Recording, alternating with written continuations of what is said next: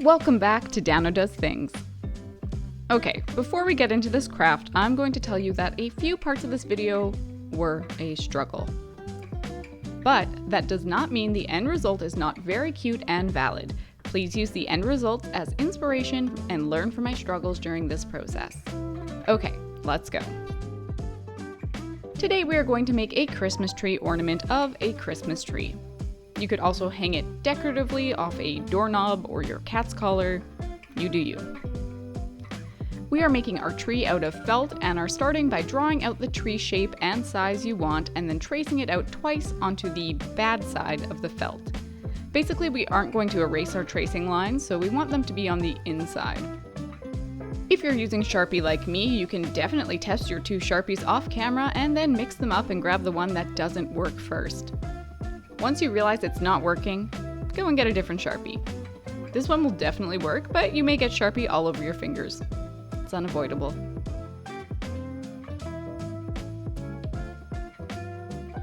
Next, cut them out. You can cut the outside or inside of the line you drew, just be consistent. Or else when you go to line them up later, it'll be super fiddly and annoying. I will give you a demonstration of that later on.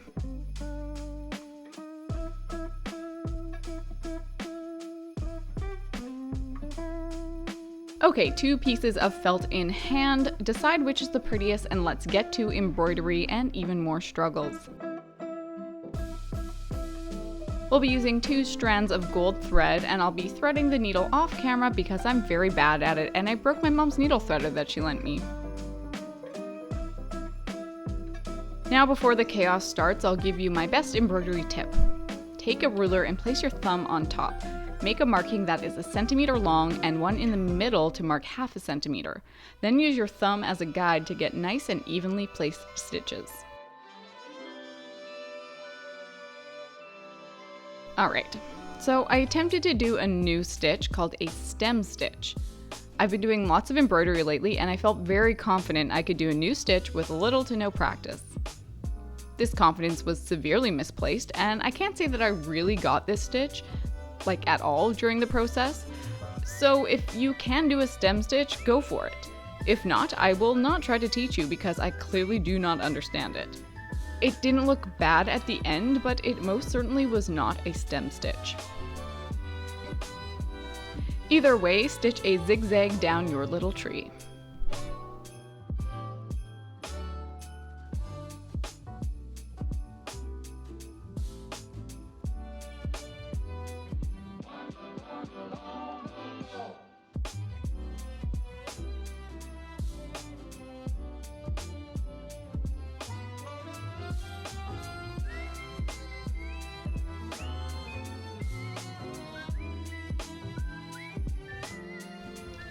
Try to have a little more thread than I did left at the end so you can tie an actual good knot on the back.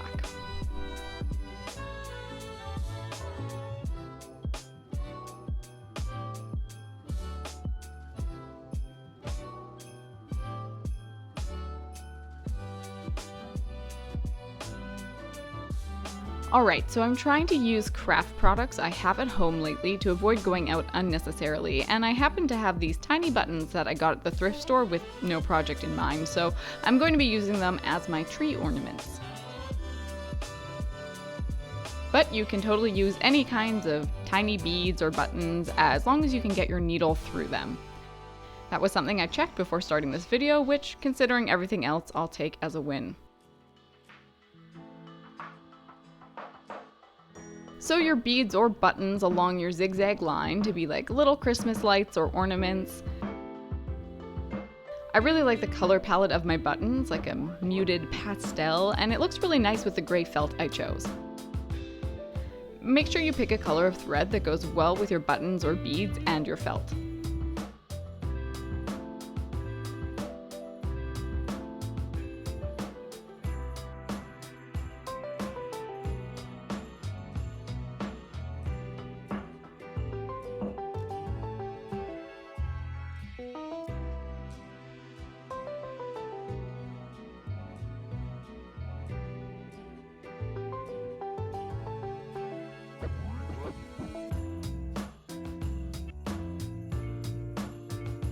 Now that we've finished the embroidery, let's start putting this together. We are going to use a blanket stitch, which luckily I actually know how to do, so let's get into it. Start by bringing your thread between your two pieces of felt so it goes through just the top layer and out the front. Next, bring the thread over and to the back of the felt and come back up through both layers of felt at the same place. Before you pull your thread all the way through, hook it under that loop you made. That's your starting stitch. The next ones will be just slightly different. Put your needle through both layers of felt from the front to the back. Take your thread from underneath and put it through the loop you just made and pull tight. That is a blanket stitch. Keep doing that all the way around.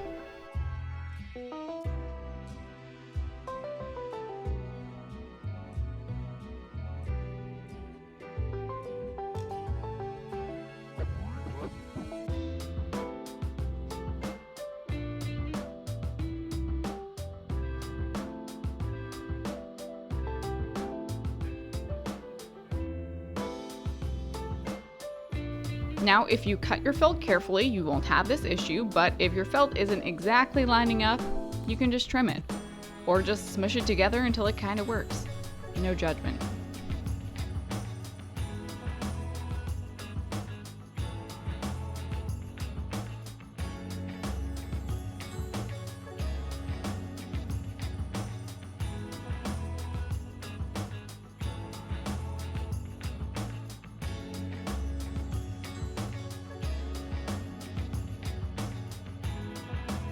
Now stop before you get to the end because we used two pieces of felt for a reason and we are going to stuff this tree. What I like to use for stuffing is scraps from other projects. Apparently this is called cabbage. Who knows why? Historians probably, but either way I'll cut it up into little pieces and then you've got free stuffing and less waste. Win-win.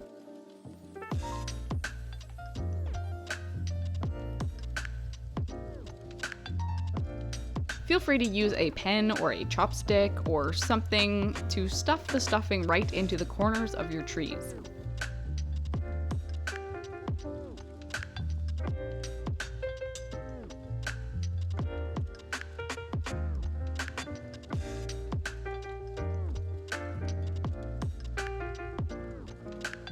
Once it is filled to your liking, we can do our last few blanket stitches.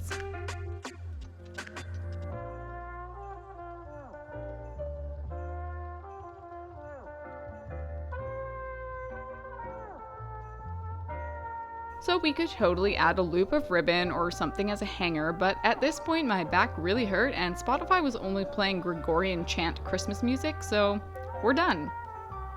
Thanks for taking this journey with me this week, and we'll see you next time.